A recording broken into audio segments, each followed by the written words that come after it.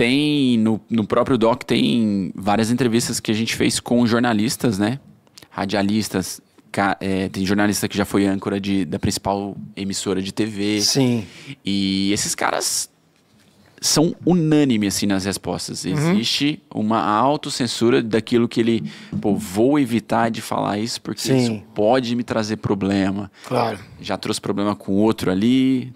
Trouxe com o outro, fechou uma rádio ali e vai criando um clima, né? E você falou em autocensura, a produção preparou exatamente esse trecho do filme que fala sobre isso. Vamos ver? Pode rodar, produção?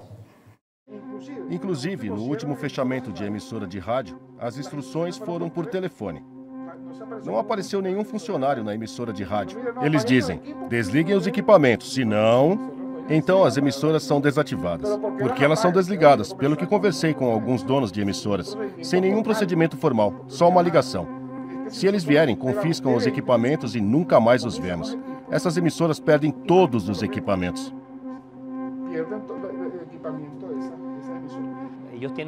Eles têm um controle absoluto dos meios de comunicação, mas o nível de credibilidade é zero. Então controlam tudo, mas ninguém acredita neles. Portanto, uma pessoa que diga algo e tem alguma credibilidade causa um dano terrível a eles. Entre os casos de jornalistas com processos correndo na justiça, há o de um repórter fotográfico que fez imagens de uma parte da Venezuela, no estado de Falcón. Fez fotos da refinaria e também da costa litorânea. E ele foi preso. Ele está preso há mais de 1 ano. O juiz determinou que não há motivo para a prisão por causa de algumas fotos. Apesar da medida de revogação, ele continua preso depois de 1 ano. É doloroso para mim dizer, como jornalista com tanto tempo de trabalho, que neste momento nós vivemos uma autocensura. Que autocensura? Se você se atreve a falar, já sabe o que vai acontecer. Então você pondera.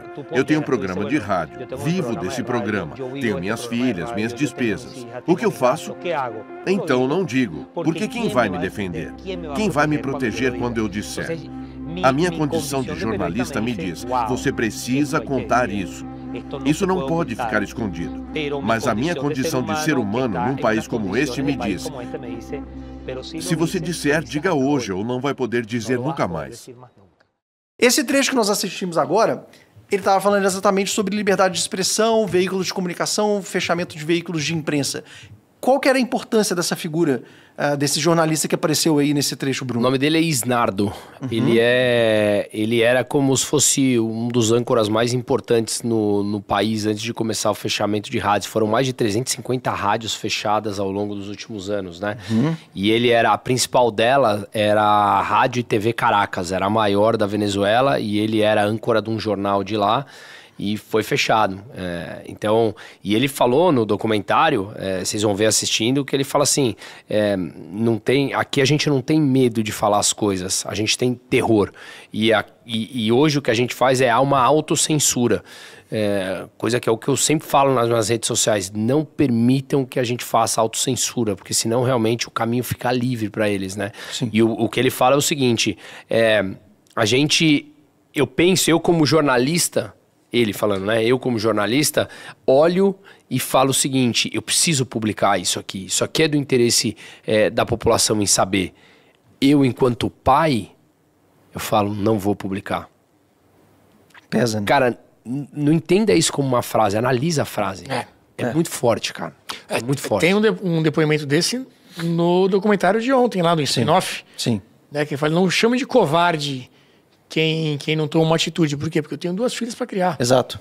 Né? Exato. Então, se você se colocar no lugar dessa pessoa, é muito difícil você... Muito difícil, cara. Ficar criticando, né? Falar, o pessoal lá, como é que o pessoal aceita tudo isso? Não é bem assim, e tem uma frase muito impactante, essa frase mexeu comigo, que ele fala que o pior que a censura é a autocensura. Que é quando o jornalista decide não informar a verdade. Foi por isso, foi antes disso que eu falei, exato. É quando o jornalista conscientemente, ele olha para a realidade e fala, aqui não dá para falar, é melhor não. Né? É pesado isso, né, Fábio? Muito. A estratégia é um jogo de xadrez, né? Colocaram o sistema de tal forma que agora eles não precisam mais nem fiscalizar, porque as pessoas estão se inibindo na ponta de falar. Sim.